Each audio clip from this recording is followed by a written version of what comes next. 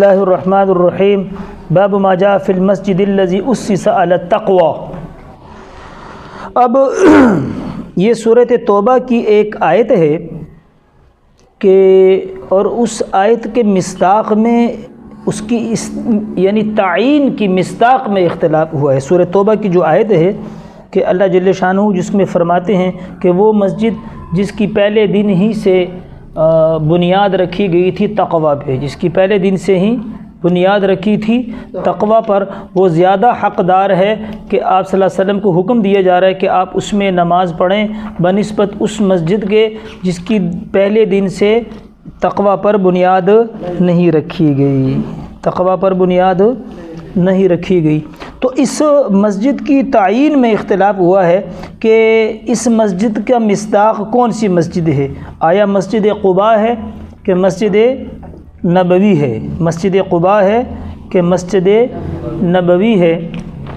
تو دو صحابہ میں اختلاف ہو گیا، دو صحابہ میں اختلاف ہو گیا، ایک قبیلہ خدرہ کے تھے، ایک قبیلہ خدرہ کے تھے، ایک قبیلہ بنی عمر بن عوف کے تھے، قبیلہ بنی عمر بن عوف کے تھے۔ جو خدری صحابی تھے انہوں نے کہا کہ اس آیت کا جو سورۃ توبہ کے اندر ہے لَمَسْجِدٌ أُسِّسَ عَلَى التَّقْوَى مِنْ أَوَّلِ يَوْمٍ أَحَقُّ أَن تَقُومَ فِيهِ، سمجھ آئی؟ اس کا مصداق جو ہے وہ مسجد نبوی ہے۔ اور دوسرے صحابی جو قبیلہ بنی عمر بن عوف کے تھے انہوں نے کہا نہیں کہ اس آیت کا مصداق مسجد قباء ہے، مسجد قباء ہے۔ دونوں صحابی حضور علیہ الصلوۃ والسلام کی خدمت میں حاضر ہوئے۔ آپ علیہ الصلوۃ والسلام مسجد نبوی میں تھے تو حضور علیہ الصلوۃ والسلام سے انہوں نے سوال کیا، آپ نے فرمایا کہ اس آیت کا مصداق میری یہ مسجد ہے۔ حضور علیہ السلام نے فرمایا کہ اس آیت کا مصداق میری یہ مسجد، یعنی مسجد نبوی کے اندر آپ بیٹھے ہوئے تھے اور آپ نے اپنی مسجد نبوی، اپنی مسجد کو اس آیت کا مصداق قرار دیا اور فرمایا کہ بہرحال مسجد قباء، فرمایا علی الخیر، وہ بھی خیر کے اوپر ہے، وہ بھی خیر کے اوپر ہے۔ اب ان دو صحابہ میں جو تعین میں اختلاف ہوا وہ یہ ہے کہ سیاق و سباق کے اعتبار سے یہ آیت مسجد قباء کے بارے میں، جب حضور علیہ السلام ہجرت کر کے گئے یہ مسجد یہ قباء ایک گاؤں کا نام تھا اور یہ مسجد نبوی سے 3-4 میل دور تھی، یہ بارے گاؤں تھا۔ اب چونکہ یہ گاؤں سارا مسجد نبوی مدینے میں مسجد نبوی میں داخل ہو چکا ہے تو وہاں پر سب سے پہلی مسجد جو ہے یہ بنائی گئی تھی۔ تو سیاق و سباق کے اعتبار سے جو صحابی بنی قبیلہ عمر بن عوف کے تھے ان کا یہ کہنا تھا کہ بھئی اس کا سیاق و سباق چونکہ یہ آیت اس مسجد کے بارے میں اتری ہے تو لہٰذا وہیں اس کا مصداق بنے گی۔ تو یہاں پر ایک قانون یاد رکھیں، قانون شرعیت کا یہ ہے کہ العبرۃ لعموم اللفظ لا لخصوص المورد، کہ جہاں پر کوئی آیت یا کوئی حدیث عام ہو تو اس کے معانی کا اعتبار کیا جاتا ہے، اگرچہ وہ کسی خاص فرد یا کسی خاص آدمی یا کسی خاص جگہ کے بارے میں اس کا مورد ہو جائے لیکن اس کا نزول عام ہوتا ہے، اس کا نزول عام ہوتا ہے۔ اسی لیے حضور علیہ الصلوۃ والسلام نے فرمایا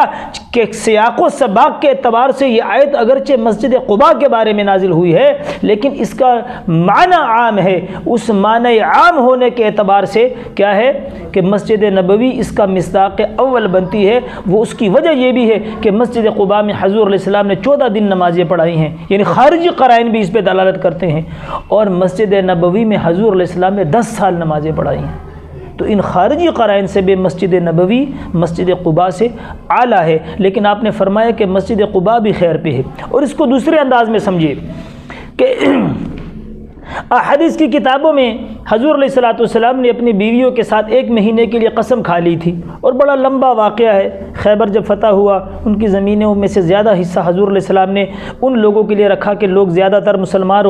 ہو رہے ہیں تو جو وہ آئیں گے قبیلہ در قبیلہ تو ان کے انتظامات اور ان کی رہائش اور کھانے پینے کے بندوبست کے لیے تو ازواج مطہرات نے یہ سمجھا کہ اب اتنی حضور علیہ السلام کے حالات ٹھیک ہو گئے ہیں، پہلے بڑی سختیاں تھیں، تو ازواج مطہرات نے فرمائشیں شروع کر کرنی میں یہ ہو ہمارا وظیفہ تھوڑا بڑھ جائے، تو حضور علیہ السلام نے ناراضگی کا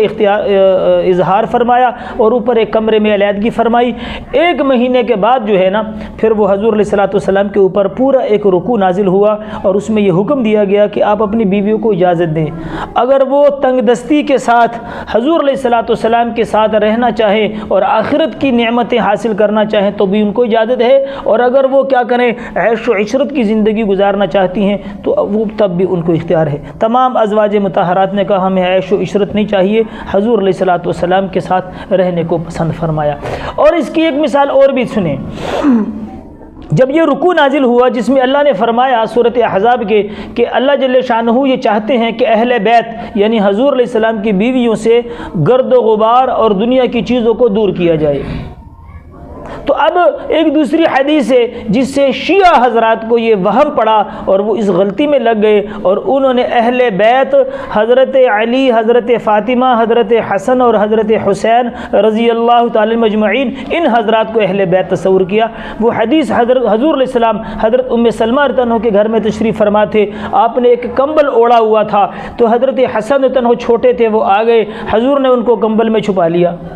تھوڑی دیر کے بعد حضرت حسین رضی اللہ عنہ آئے، حضور نے ان کو بھی کمبل میں چھپا لیا۔ تھوڑی دیر کے بعد حضرت فاطمہ رضی اللہ تعالیٰ عنہ تشریف لائی، آپ نے ان کو بھی کمبل میں چھپا لیا۔ کچھ وقت گزرا تو حضرت علی رضی اللہ عنہ آئے، آپ نے ان کو بھی کمبل میں چھپا لیا، خود حضور کمبل سے باہر ہو گئے اور آپ نے دعا فرمائی یا اللہ یہ بھی میرے اہل بیت ہے، ان سے آپ دنیا کی گندگیوں کو دور فرمائیں۔ تو جب حضور نے دعا فرمائی تو حضرت ام سلمہ رضی اللہ عنہ نے کہا یا رسول اللہ آپ میرے لیے بھی دعا فرمائیں، تو وہاں پر بھی حضور نے عجیب جملہ بولا، فرمایا انتی علی الخیر، انتی علی الخیر۔ کیا مطلب کہ بھی تو اہل بیت میں خود شامل ہے، ان کو تو ملحق کر رہا ہوں۔ اہل بیت اصل میں حضور کے ازواج کو کہا جا گیا ہے۔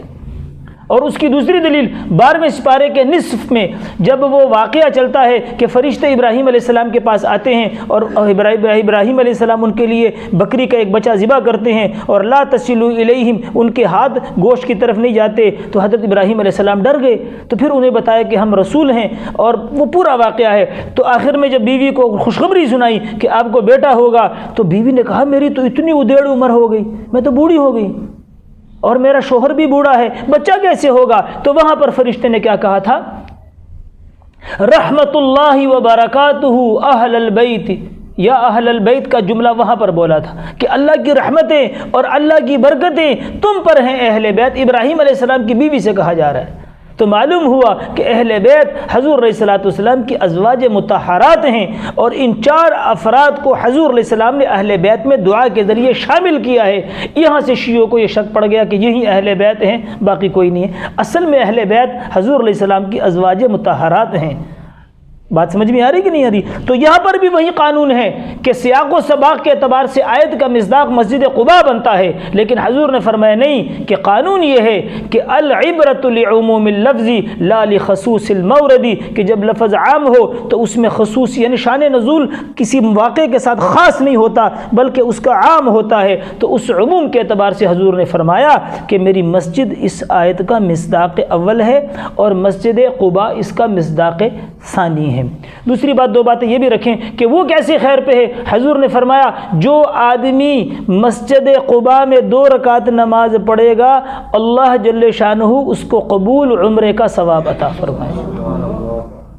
اس کو قبول عمرے کا ثواب عطا، یہ اس کے فضائل ہیں۔ اور یہ بات بھی یاد رکھیں کہ انبیاء علیہ السلام کے ہاتھوں مبارکوں سے جو مسجدیں بنی ہیں، جو ان کے ہاتھوں کی تعمیر کردہ ہیں، وہ پوری دنیا میں 4 مساجد ہیں، مسجد حرام، مسجد نبوی، مسجد اقصی اور مسجد قباء۔ ان 4 مسجدوں کو انبیاء علیہ السلام نے اپنے مبارک ہاتھوں سے بنایا ہے۔ باقی کسی مسجد کے بارے میں یہ بات تعین سے نہیں کہی جا سکتی کہ یہ مسجد بھی انبیاء علیہ السلام کے ہاتھوں سے بنی ہے۔ یہ 4 مسجدیں انبیاء علیہ السلام کے ہاتھوں سے بنی ہیں۔